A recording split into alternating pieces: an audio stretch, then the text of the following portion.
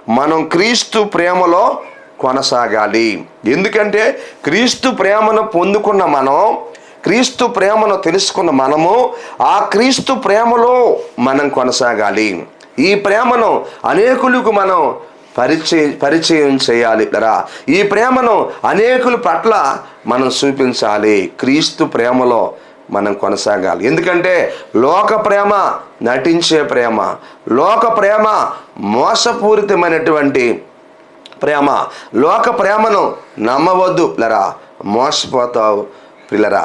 లోక ప్రేమ నటించేది, మోసం చేసేది లోక ప్రేమ.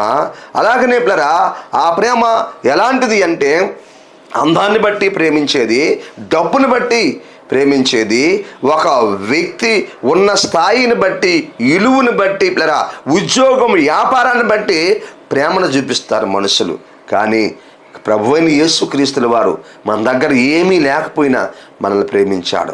మనం ఘోర పాపములో ఉన్నా మనల్ని ప్రేమించాడు పిల్లరా. మనం నిరుపేదలమైన మనల్ని ప్రేమించాడు. మనం రోగములో ఉన్నా మనల్ని ప్రేమించాడు పిల్లరా. గమనించండి, మనం చాలా సమస్యల్లో ఉన్నా మనల్ని ప్రేమించాడు. అందరూ మనల్ని విలేచిన మనల్ని ప్రేమించాడు. అందరూ మనల్ని దూషించిన మనల్ని ప్రేమించాడు. ఆయన తన ప్రేమను మన పట్ల చూపిస్తున్నాడు. కనుక ఆయన ప్రేమ గొప్పది. యేసయ్య ప్రేమ శాశ్వతమైనది. యేసయ్య ప్రేమ గొప్పది. యేసయ్య ప్రేమ నిజమైనది. ఆ యేసయ్య ప్రేమలో మనం కొనసాగాల్సిన వారంగా ఉన్నాం. వాక్యం మనకు తెలియపరుస్తుంది.